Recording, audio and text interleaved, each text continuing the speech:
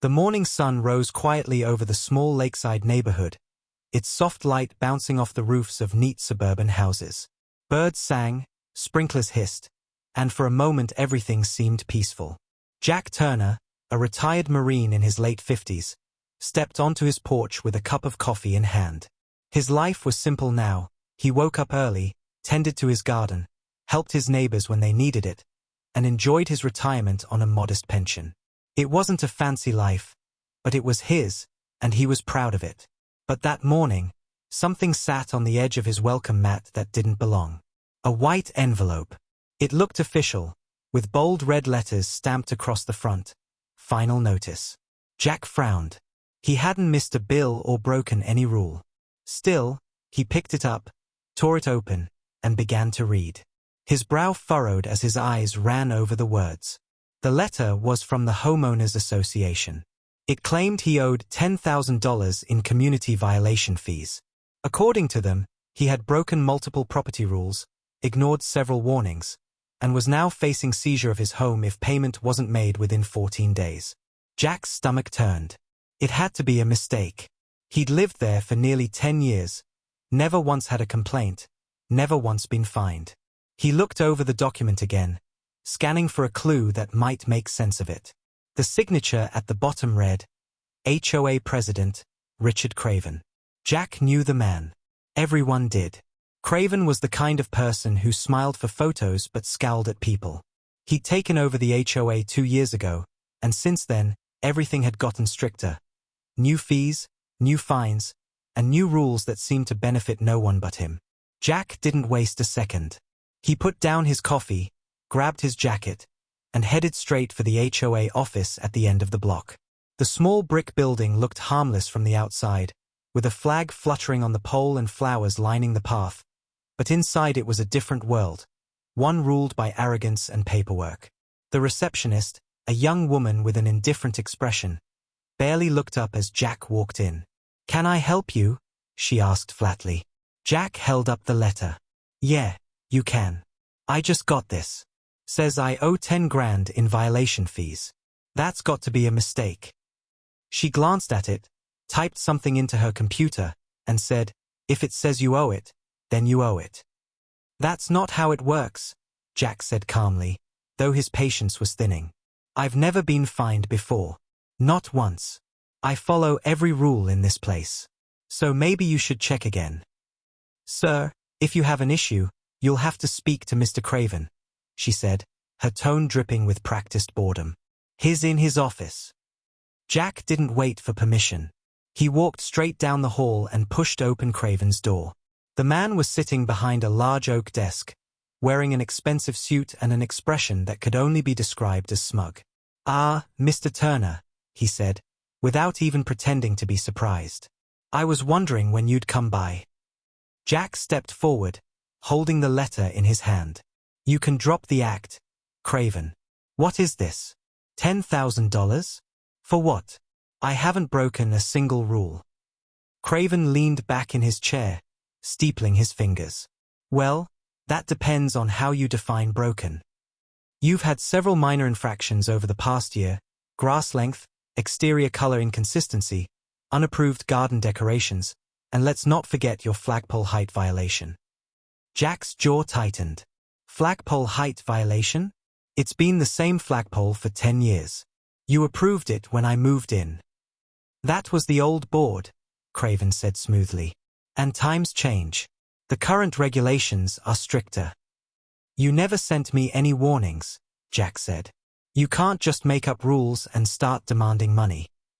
"Oh, but I can," Craven said, smirking. "You agreed to abide by all HOA bylaws when you purchased the property. If you'd attended our last few meetings, you'd know the new standards." "I was in the hospital last month," Jack said, his voice low and controlled. "Had surgery. You knew that." "Then you should have hired someone to attend in your place," Craven said with a fake sympathy that made Jack's blood boil. "Regardless, the fine stands. $10,000. 14 days to pay. After that, we file a lien and take the property to auction." Jack stared at him, barely believing the words. You'd throw a veteran out of his home over this. Craven shrugged. Rules are rules. The HOA must maintain order. If I let one homeowner slide, everyone will expect the same. Jack took a deep breath, trying to keep calm. You're targeting me, aren't you? Why? Because I wouldn't vote for your last proposal. Craven's smirk grew wider. Mr. Turner, please don't make this personal. It's just business. Business. Jack repeated, his voice darkening. You call stealing people's homes business? Craven chuckled softly. If you think you're the only one, you're mistaken. Several homeowners have unpaid balances. You're not special. Jack's eyes narrowed. Who else? Craven didn't answer, just smiled and reached for another document on his desk. If you'll excuse me, I have a meeting. Jack took one last look at him before walking out, every step heavy with anger. Outside, he stopped and looked around. His neighbor, Mr. Hensley, a retired Air Force mechanic, was sitting on his porch, holding a similar white envelope. Jack walked over. You got one too? Hensley nodded grimly. 10 grand. Said my shed's too close to the property line. Been there for 15 years. Across the street, another man, a Navy vet named Sam, was showing his wife the same kind of letter. Jack's gut twisted. This wasn't random. They were all veterans. They're going after us, Jack muttered. Every one of us. Hensley frowned. Why would they do that? Because someone wants us out, Jack said. And I'm going to find out who. That night, he sat at his kitchen table with the letter spread out in front of him. He examined every line, every stamp, every signature. Something about it didn't feel right. The language was sloppy. The fee amounts were inconsistent. The signature at the bottom looked slightly different from Craven's usual one. He'd seen it before on neighborhood flyers. This one had a longer tail on the R. It wasn't a copy-paste error. It was deliberate. A forgery. Jack's training kicked in. Years of reading classified orders, spotting traps, and catching inconsistencies had made him sharp. He scanned the letter again and noticed another detail. The fine payment address wasn't the same as the usual HOA account. It was a private P.O. box in another town. There it is, he whispered. You greedy bastards. He pulled out a notebook and began writing. Every detail. Every name. Every address.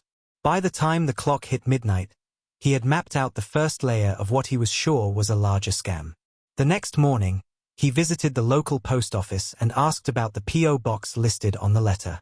The clerk checked quietly, then said, that box was registered by a private company, Lennox Property Holdings. Jack's mind raced. Lennox Property Holdings. He'd seen that name before, on a flyer Craven handed out last summer about neighborhood redevelopment opportunities. Craven was trying to buy up properties, and this was his way of forcing people out cheaply. Jack walked out of the post office with a plan forming in his head. He wasn't going to pay them a cent. He was going to expose them. But first, he needed evidence, real, undeniable proof. Over the next few days, he began visiting other veterans on his block, quietly comparing letters. Every single one had the same fake signature, the same P.O. box, the same inflated charges. He made copies of all of them, building a file thicker each day. Craven might have power in the HOA, but Jack had something stronger: discipline, patience, and truth. On the 5th day, he stood in front of his mirror, adjusting the old Marine Corps ring on his finger. You fought tougher enemies than this, he muttered to himself. Time to remind them who they're dealing with.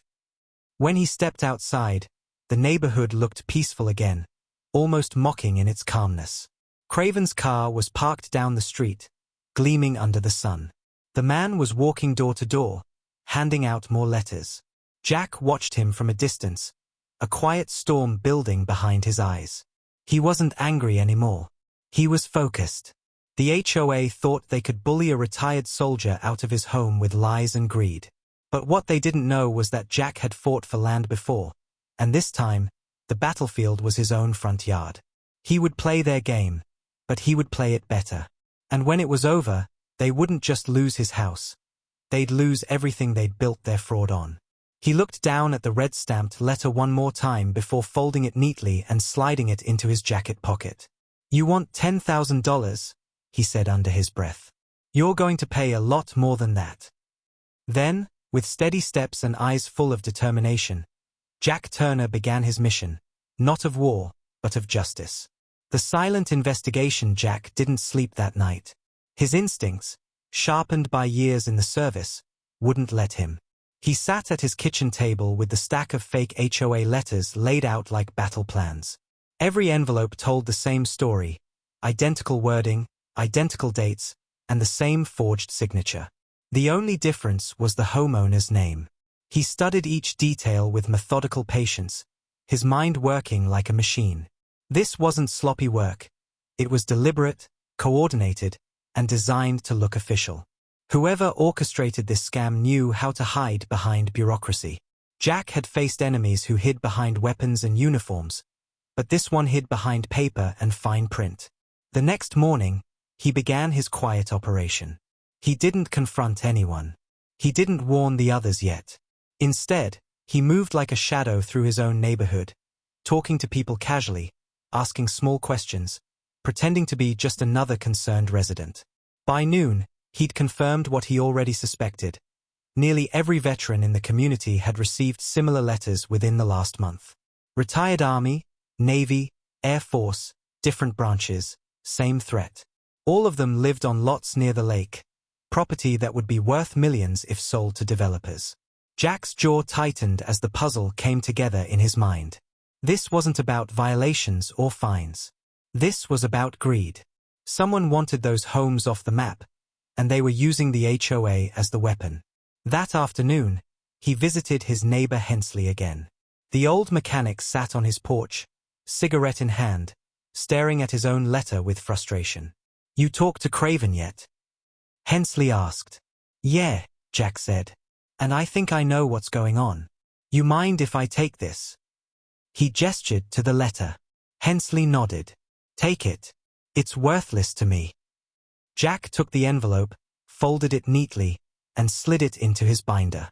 He'd been keeping a record of every piece of evidence, organized by name and date. He wasn't building a complaint. He was building a case. That evening, he drove into town and stopped by a small diner where a friend of his, Mark Daniels, worked nights. Mark was a former police investigator who'd retired early after a back injury. When Jack explained the situation, Mark's face darkened. "This smells like a property fraud ring," Mark said, tapping the letters. "Developers do this sometimes. They use shell companies to pressure homeowners into selling. Once you're broke or scared enough, they swoop in and buy your land for pennies. Craven's running it through the HOA, Jack said. And this company, Lennox Property Holdings, they're hiding behind a P.O. box." Mark nodded. "I'll check them out for you. You just be careful. Guys like that don't play fair." Jack gave him the copies and thanked him. "Fair's never stopped me before," he said. Over the next few days, Jack's quiet investigation deepened. He noticed a pattern in the HOA's letters. Every fine had been issued by the same person, the new treasurer, Leonard Len Grant.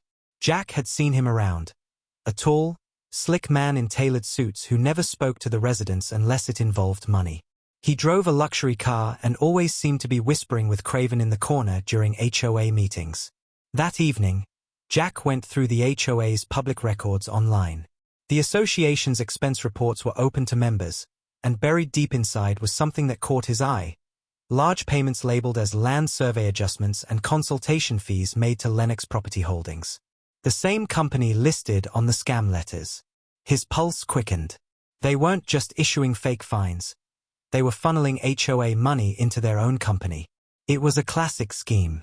They'd push out homeowners, seize properties under the guise of debt, then transfer the titles to their private company for redevelopment. Jack leaned back in his chair, a grim smile forming. "Got you," he muttered. But he knew evidence alone wouldn't be enough. Men like Craven were experts at twisting the truth. If Jack accused them too soon, they'd bury the evidence, claim it was a misunderstanding, and make him look like a bitter old veteran causing trouble. He needed them to expose themselves. The next morning, he visited the HOA office again, this time pretending to be cooperative. "I came to talk about the fine," he told the receptionist. She gave him the same bored look as before. "You can make payment arrangements." "Actually," Jack said, "I'm thinking of paying. But I need a breakdown of the charges, for my records." She hesitated, then disappeared into the back room. A few minutes later, she returned with a manila folder. Jack thanked her and left, hiding his satisfaction. Back home, he opened the folder and scanned the official report. It listed fines for petty reasons: lawn height, flag placement, unapproved mailbox color. But what caught his eye was the total. It wasn't $10,000 exactly. It was $10,342.78. A strangely specific number. He flipped through the pages and noticed something stranger. The fine list didn't add up to that total.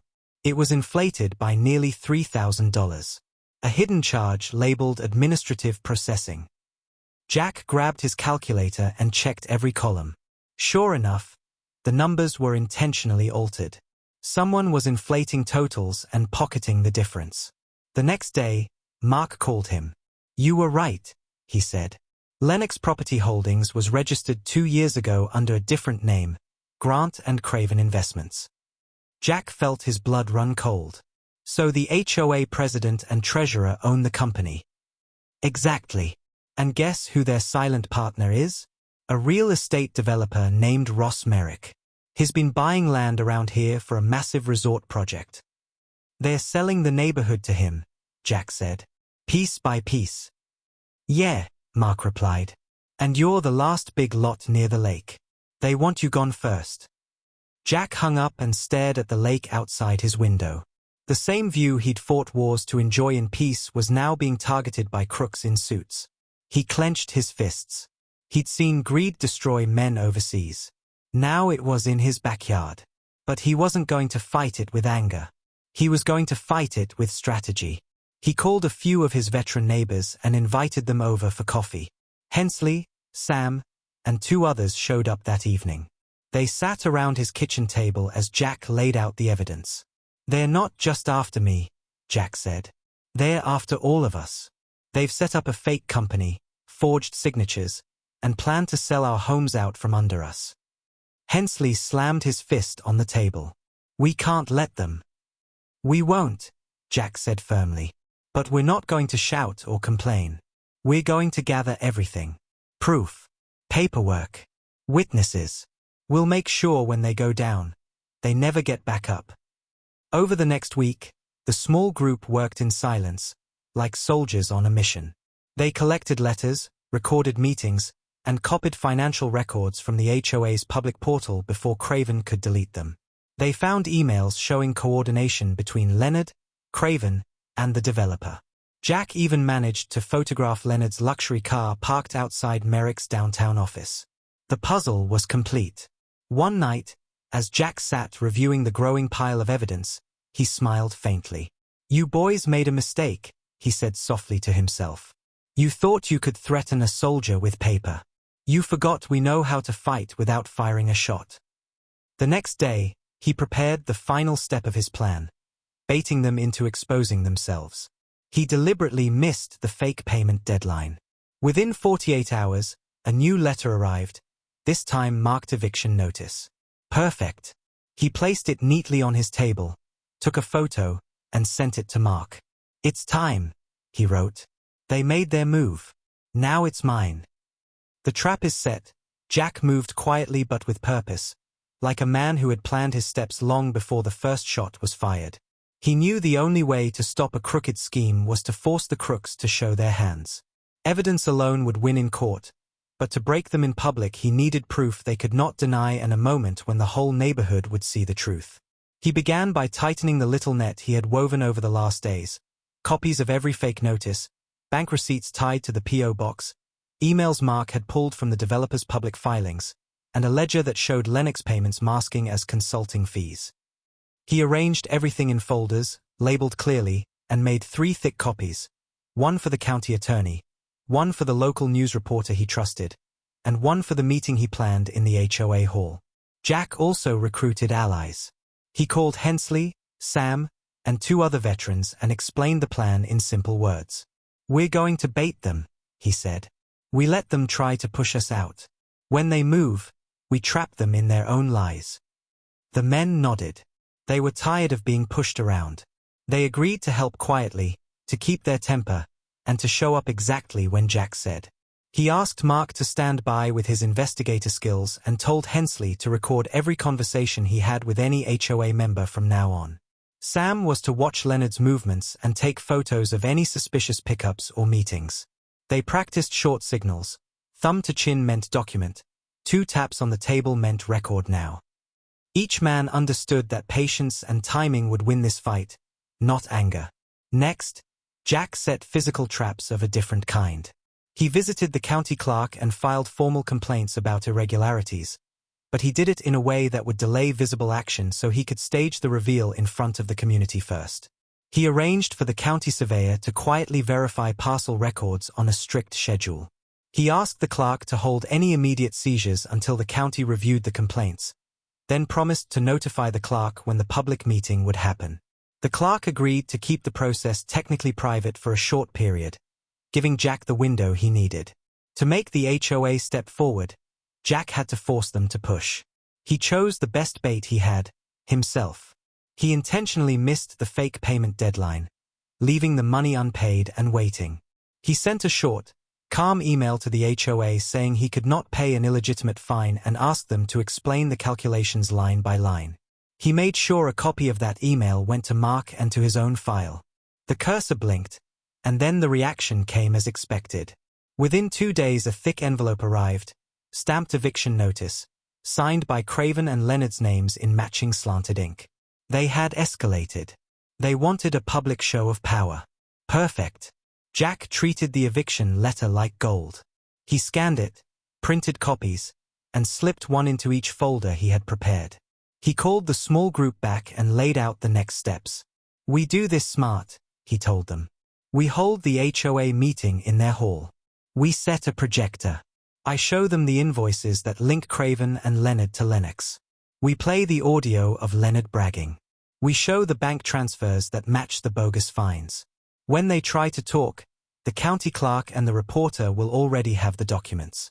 We let their own paper choke them." The veterans cheered quietly, but Jack reminded them to keep cool. "No shouting, no threats. We show facts and ask for justice." He also set smaller technical traps. Mark worked his contacts and found a disgruntled former HOA bookkeeper who agreed to record an interview about suspicious payments.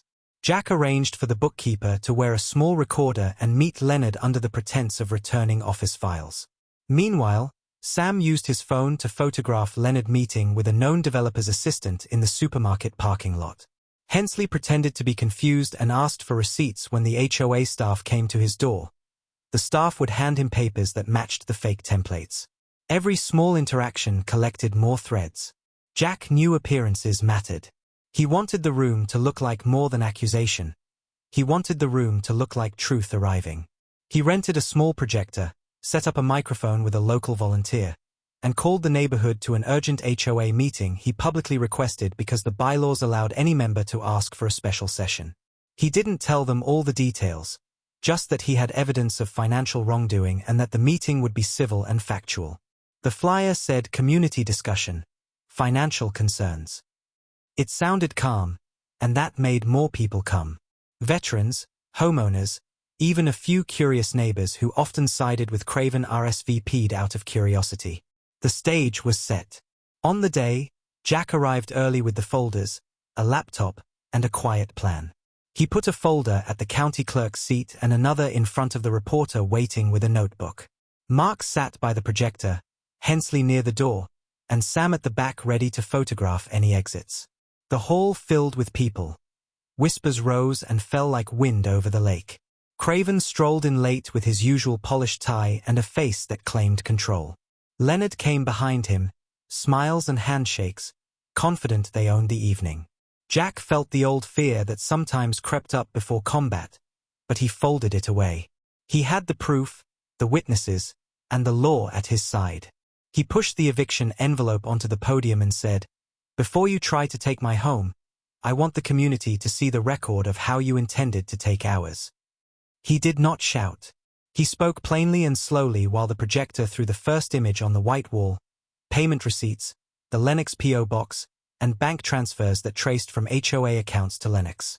The color on the faces in the room drained.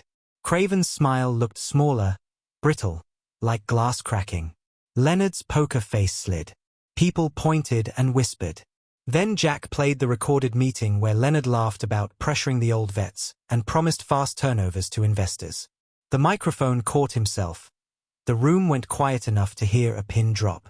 Craven lunged for the microphone to shout the audio down, but Jack spoke over him, calm as ocean. "Listen. This is what you were hiding." At that, neighbors began to stand, calling for the county clerk and the local reporter to verify documents. The county clerk, who had sat quietly, rose and confirmed that an audit would begin immediately because of the evidence presented. The reporter scribbled, then looked up with a hungry, shocked stare. Phones came out and the story began to spread in real time. Craven and Leonard tried protest, but their protests sounded thin and rehearsed against the weight of paper, bank records, and recorded voices. The room that had once bowed to their authority now hummed with anger and demand for justice. By the time the meeting ended, Leonard was speaking with a sheriff's deputy at a corner of the hall and Craven's hands trembled as he signed a temporary hold on the HOA accounts. Jack's trap had worked exactly as he planned. They had been pushed to act, and in acting they exposed themselves in front of everyone they had tried to control. Later that night, when the crowd finally dispersed, neighbors thanked Jack with quiet words and steady hands. He had not wanted to be a hero, but he had become one because he chose method over rage, facts over threats. In the dark quiet of his kitchen, Jack pinned the eviction notice to the wall above his stove. It was a reminder that the first strike had come from paper, but paper could also be used to write the truth. He slept that night with a steady heart, knowing the next moves belonged to courts and auditors, but also knowing the crooked would now have to answer for every folded line they had tried to hide behind. The meeting explosion. The HOA meeting was scheduled for Friday evening in the community hall, and by the time the sun began to set, the entire neighborhood buzzed with tension. People whispered on sidewalks, speculating about the big announcement Jack Turner was supposedly planning. The hall lights burned bright as cars lined the streets. Inside, folding chairs filled quickly, the air thick with curiosity and unease. Jack sat quietly near the front with a laptop bag beside him, his expression calm but eyes sharp. His allies, Hensley, Sam, and Mark, took their positions around the room like sentinels. Craven stood at the podium, wearing his usual smug grin and polished suit, radiating fake confidence. Leonard, the treasurer, stood beside him, holding a clipboard stacked with eviction notices. The meeting began with Craven's oily voice echoing through the microphone. "Good evening, neighbors," he said with false warmth. "Tonight, we'll be addressing several violations and unpaid dues that threaten the order of our fine community." He glanced toward Jack, his grin widening. "And of course, one particularly severe case involving Mr. Turner here." Murmurs rippled through the crowd. Jack rose slowly, his movements deliberate. "Before we discuss me," he said evenly, "I'd like to show everyone something." Craven frowned. "Mr. Turner, this isn't on the agenda." "It should be," Jack replied. He stepped up to the projector stand and plugged in his laptop. The lights dimmed, and the wall lit up with the first slide, a scanned copy of a letter. The same one everyone had received. "You've all seen these," Jack began. "Threats of $10,000 fines. Promises to seize homes. All signed by your HOA president." Craven's smile faltered. "Those are legitimate documents," he said quickly. "Routine enforcement. Then you won't mind explaining this." Jack clicked to the next slide, an enlarged image of the signature at the bottom of the letters. Then another slide appeared, showing Craven's real signature from a previous HOA document. The difference was clear, obvious even to the untrained eye. "That," Jack said, "is forgery." Gasps filled the hall. Craven opened his mouth. But Jack clicked again. The next image showed a bank statement with highlighted transactions. Large payments labeled consulting fees sent from the HOA account to Lennox Property Holdings. The next slide showed the company registration papers, the names Leonard Grant and Richard Craven listed as partners. The audience erupted in whispers, some angry, some stunned. Craven's face went pale. Leonard took a step back. "This is a setup," Craven shouted, his voice cracking. "These are private business documents, stolen property." Jack raised a hand. "No, they're public records. Anyone can access them." He gestured toward the county clerk, who had been quietly sitting near the back. She stood and confirmed it. "Mr. Turner is correct. These are legitimate filings. And as of this morning, an audit has already begun." The room fell silent except for the sound of Leonard's nervous breathing. Then Jack played the recording. Leonard's voice boomed through the speakers. "We'll push out the vets first. They can't afford the fines anyway. Once they're gone, we can sell those lakefronts to Merrick for triple the price." A collective gasp swept the room, followed by angry shouting. Neighbors stood, demanding answers, waving their letters in the air. Craven tried to speak, but every word was drowned by the crowd's fury. "You used us," someone yelled. "You stole from us," another shouted. The pressure cracked Craven's facade. He slammed his fist on the table. "Enough. This meeting is adjourned," he barked. But no one listened. The sheriff's deputy who had arrived quietly earlier stepped forward. "Actually, sir, it's not." He handed Craven a folded paper. "This is a court-issued seizure order. The HOA accounts are frozen pending investigation into financial fraud." Leonard's clipboard slipped from his hands, eviction notices scattering across the floor like snow.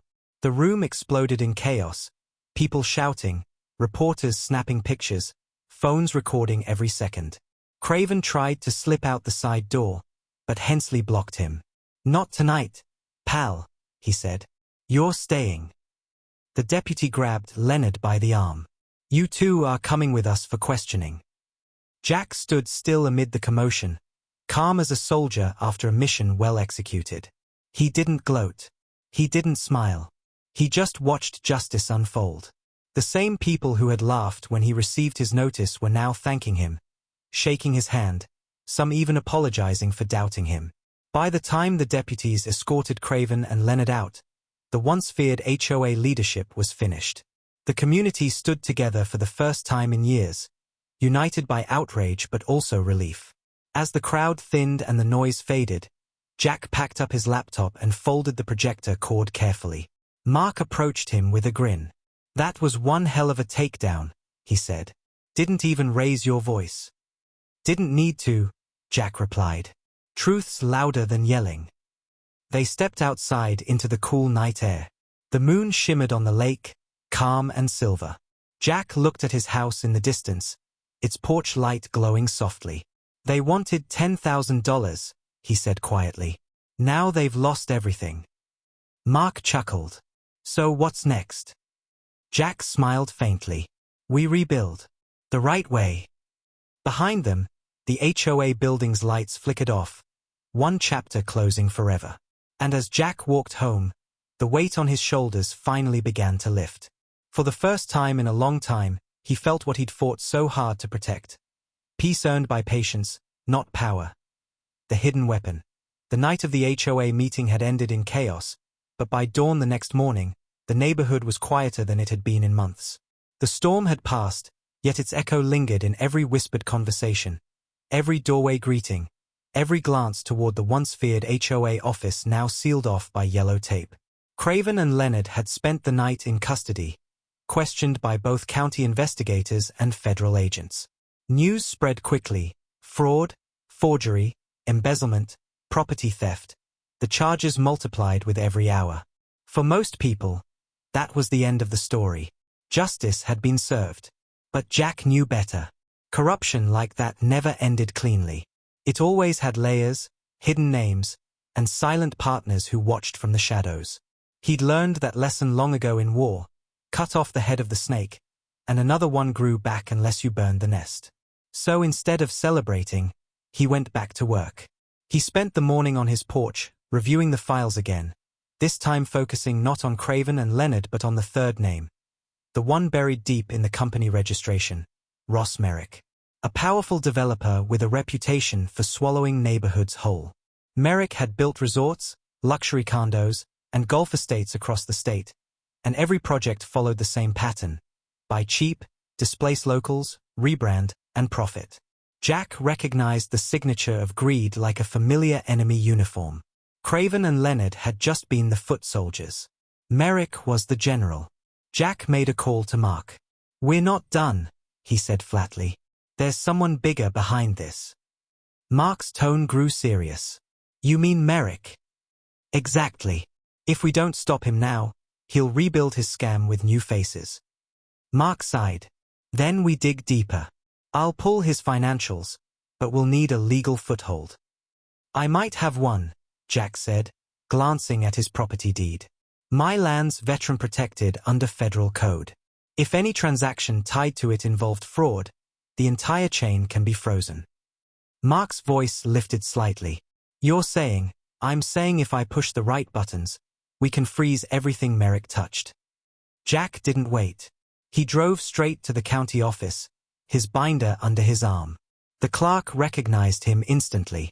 "Mr. Turner, you're becoming famous," she said with a smile. "I saw the news last night. You brought down half your HOA." "And I'm not done yet," he said calmly, handing her a folder. "I need to file a federal review request under the Veterans Land Protection Act. These properties were part of a fraudulent chain that includes mine. That makes it a federal issue now." The clerk blinked. "You're escalating this to Washington." "Exactly."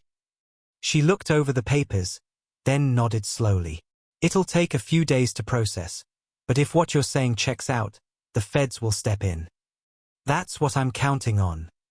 2 days later, his plan hit like a grenade.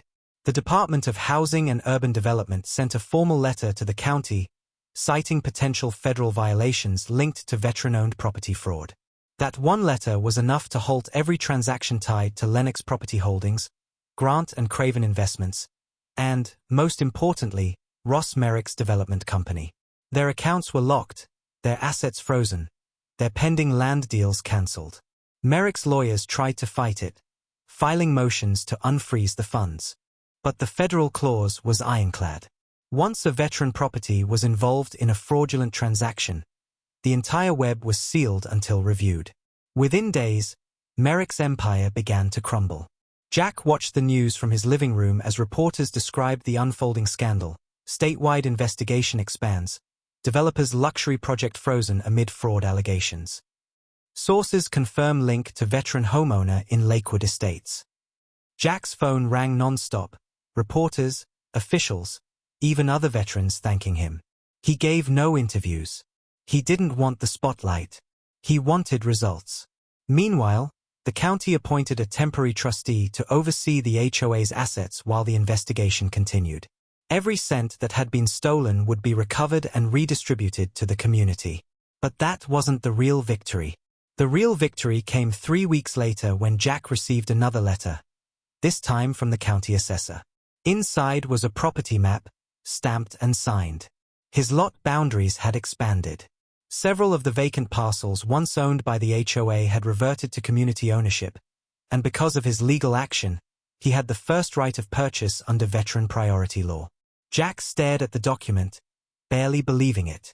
Half the land that once belonged to the corrupt HOA, the same land they had tried to steal, was now available at a fraction of its value. He bought them quietly through a trust, not for profit, but for protection. Within days, it was done. Jack Turner, the man they tried to evict for $10,000, now legally owned half the community's shared lots. The irony was poetic.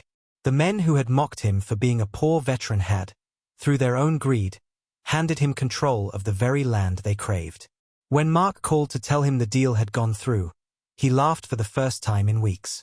"You realize you just pulled off a legal ambush worthy of a war movie," Mark said. Jack chuckled. "No, just cleaning up my backyard." But even victory didn't dull his sense of duty. He called a meeting with the remaining residents, the honest ones who had supported him. "I don't want to own this place," he told them. "I want to protect it. We'll rebuild the HOA, but this time, it'll be ours. No corruption, no greed, no threats." They agreed unanimously. Together, they formed a new association led by veterans and longtime residents, one where transparency replaced manipulation and service replaced status. The new board immediately announced their first act, turning one of the reclaimed lots into a memorial park for local veterans. When the park opened, the entire town showed up. Flags waved, children ran, and for the first time in a long time, laughter echoed across the lake. Jack stood off to the side, hands in his pockets, watching the community he'd fought for come back to life. Sam walked up beside him. "Feels good, doesn't it?" he said. "Yeah," Jack replied. "Better than any medal." As the crowd sang the national anthem, the flag rose high over the park, higher than it ever had before. The sunlight hit it just right, and Jack smiled. They had tried to take everything from him for $10,000. Instead, he had taken back their power, their greed, and turned it into something good. His hidden weapon hadn't been anger or revenge. It had been patience, intelligence, and the law.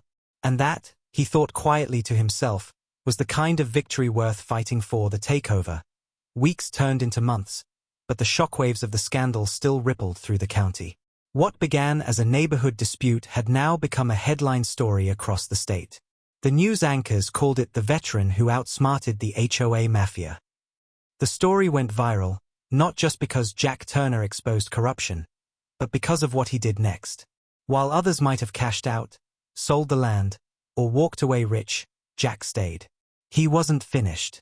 He wanted to make sure no one could ever weaponize an HOA against honest homeowners again. After Craven and Leonard's arrest, the court dissolved the old HOA and appointed a public trustee to oversee its liquidation. But it didn't take long for Jack's quiet influence to change the entire outcome. Through his new veteran-founded trust, he legally purchased the foreclosed HOA-owned properties, half the community's lots, the office building, and even the lakefront parcel Craven had planned to sell to developers. It was poetic justice. The same land that had been stolen through greed was now owned by the very man they tried to evict. Yet Jack didn't flaunt it. He didn't move into a bigger house or buy a new truck. Instead, he called a meeting in the town hall, inviting every resident, veterans, families, retirees, even those who once sided with Craven. The room was full, but this time, it was quiet, respectful. Jack stood at the front, dressed simply in jeans and a faded Marine Corps jacket. "I didn't buy this land for power," he began. "I bought it so we could build something better. This community belongs to the people who live here, not to men hiding behind paperwork." He looked around the room, locking eyes with those who had once been afraid. "We'll form a new association, one that serves us, not rules us. No more hidden fees, no threats, no corruption. We'll call it the Lakewood Veterans Cooperative. Every homeowner gets a vote. Every transaction stays public. We'll be transparent, fair, and accountable." A few residents hesitated at first, skeptical. They had seen too many promises before. But when Jack revealed the first major change, canceling all pending fines, refunding stolen payments from the recovered funds, and cutting property fees in half, the room erupted in applause. Hensley stood and saluted. "You've done more for this place than anyone ever has," he said. Sam added, "About time someone who's actually fought for this country runs something around here." The following weeks transformed the neighborhood. The abandoned lots were cleaned up and turned into green parks, playgrounds, and gardens. The old HOA office was repainted, renamed the Community House, and converted into a free resource center where veterans could get help with benefits and families could attend financial workshops. The new board, made up of local residents, voted to dedicate the lakefront property to public use: fishing, kayaking, and quiet evenings free from greed and control. Local news outlets came again, eager to interview Jack, but he turned them away politely. "This isn't about me," he said. "It's about all of us." Still, his face appeared on headlines. His calm voice quoted in articles about justice, integrity, and second chances. Retired Marine Save's neighborhood from corrupt HOA became a symbol of hope for homeowners everywhere. Letters began pouring into his mailbox, people from across the country thanking him, telling their own stories of being bullied by HOAs, and calling him an inspiration. Jack read every one. Some made him smile. Others made him angry. Many made him realize this fight was bigger than Lakewood. But for now, he focused on his home. The community was thriving again. Kids played on the lawns without parents worrying about fines. Neighbors waved instead of glaring. The once divided street now held weekend barbecues, veterans and civilians laughing together like old friends. Even the houses seemed brighter, painted with fresh pride. One evening, as the sun dipped behind the lake, Jack walked down to the dock where the reflection of the flag shimmered across the water. He thought back to that first envelope, the fake notice that started it all. How it had threatened to take his home, his peace, his dignity. Now, that same fight had given him purpose again. Behind him, Mark walked up, hands in his pockets. "You ever going to rest?" he asked with a grin. Jack smiled faintly. "Rests for when the work's done. You own half this community, built a new HOA, and put 2 crooks in jail. I'd say that's done." Jack looked out across the water. "Not yet," he said. "Not until every veteran in this state knows they don't have to bow to anyone abusing power." Mark nodded, then handed him a small envelope. "Speaking of power," he said, "this came in today. You'll want to see it." Jack opened it and read the letter silently. It was from the County Development Office, confirming that his cooperative now held the controlling stake in the Lakewood Community Land Trust. It meant he and his board legally owned the majority of the land rights in the neighborhood. In short, no one, not a developer, not a fake HOA, not a greedy official, could ever take their homes again. Jack laughed softly. "So it's official," he said. "We own the place." "You do," Mark replied. "The same man they tried to evict now runs the ground they stood on." Jack looked up at the American flag waving over the water. "No," he said quietly. "We run it. Together." The next day, he signed the papers making the ownership public. The Lakewood Veterans Cooperative officially replaced the HOA, marking the first community in the state owned and managed entirely by its residents. The media called it the Lakewood Revolution. But for Jack, it was simply justice, delivered the old-fashioned way, with patience, courage, and proof. Late that night, as he sat on his porch with a mug of coffee, the cool wind brushed past him. He smiled at the sound of laughter drifting from across the street.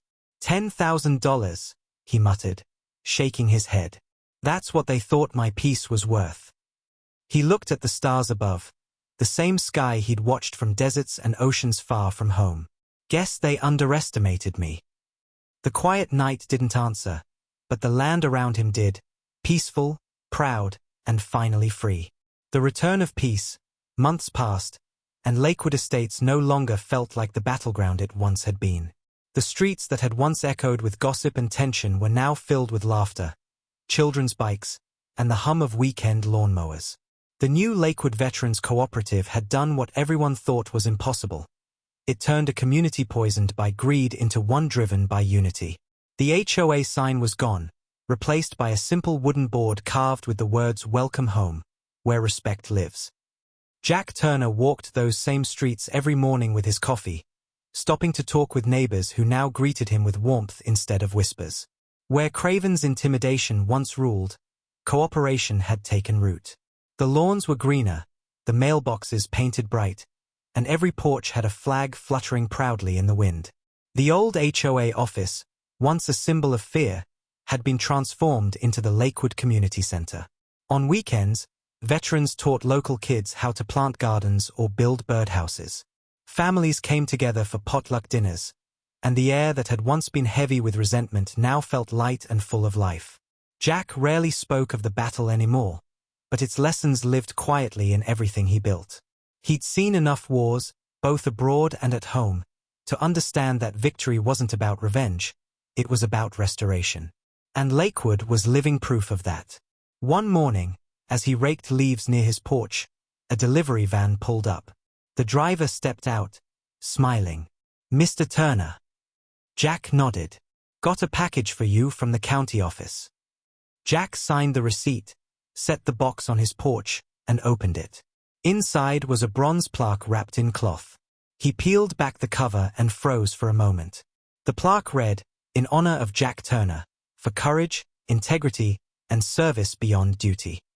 Below it, smaller text read, "Presented by the State Veterans Council and the Lakewood community for restoring honor to those who served."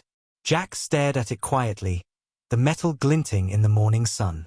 He didn't tear up easily, but this time he felt the weight of every struggle. The sleepless nights, the fights, the sacrifices that had brought him here. He carried the plaque to the community park that now stood where Leonard's luxury condos were once planned. There, a marble memorial stone stood surrounded by fresh flowers and small American flags. Dozens of names were etched into it. Every veteran who had once called Lakewood home. Jack placed the plaque at the base of the monument, stepped back, and saluted. Behind him, he heard footsteps. It was Hensley, his old friend, holding 2 cups of coffee. "Didn't think you'd beat me here," Hensley said with a grin. Jack smiled faintly. "Couldn't sleep. Figured I'd check on our little piece of peace." Hensley chuckled. "You ever going to slow down, Turner?" "Maybe," Jack said, looking around at the park where kids played under the flagpole. "But not today." They sat on a bench watching the lake shimmer under the afternoon sun. The water reflected the sky perfectly, calm, clear, and endless. "You know," Hensley said, "if Craven could see this now, he'd choke." Jack laughed softly. "Yeah, but maybe he needed to lose it all to show the rest of us what matters." Hensley nodded, sipping his coffee. "You ever regret not walking away when it got messy?" "Not once," Jack said. "I fought wars for this country. I wasn't about to lose my home to a greedy fool." He paused, looking toward the houses that lined the hill. "This place isn't just land. It's a reminder that peace isn't something you're given. It's something you earn." The breeze picked up, carrying the faint sound of laughter from the playground. A little girl ran past holding a paper flag, her voice bright as she shouted, "Mr. Turner, Mom says thank you for the new swing set." Jack waved back, smiling. "Tell her she's welcome, kiddo." When she ran off, Hensley leaned back. "Looks like you built yourself a legacy." Jack shook his head. "Nah. We built it together. Every person who stood up when it was easier to stay quiet. That's the real story." That evening, as the sun dipped below the lake, the community gathered for a small ceremony. The veterans raised the flag while families stood side by side, hands over their hearts. The light from the setting sun painted everything gold. The water, the faces, even the flag rippling proudly in the wind. When the anthem ended, the mayor stepped forward with a microphone. "Lakewood was once known for conflict," she said, her voice carrying across the crowd. "But today, it stands as a symbol of hope. Because one man refused to back down, this neighborhood found its soul again." The crowd turned toward Jack, who stood quietly at the edge. People began to clap, and the applause grew until it filled the air.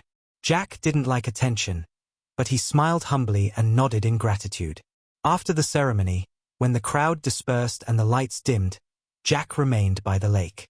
The reflection of the flag rippled across the calm surface. He thought of his fallen brothers, the men who'd fought beside him in wars far from home, and he whispered softly, "We finally won one, didn't we?" The wind blew gently, almost like an answer. He sat there until the stars appeared, their reflection dancing on the water's edge. For the first time in a long time, Jack Turner felt completely at peace. The war was over, not just the one against the HOA, but the one inside him too. His home was safe, his neighbors free, and his community strong. And as he stood to walk back to his porch, the night air cool against his face, he realized that peace wasn't the absence of conflict. It was the reward of standing firm through it. The man they tried to break had become the man who rebuilt everything they destroyed. And Lakewood, once a battlefield, was now a sanctuary, standing proud under the stars because one veteran refused to surrender.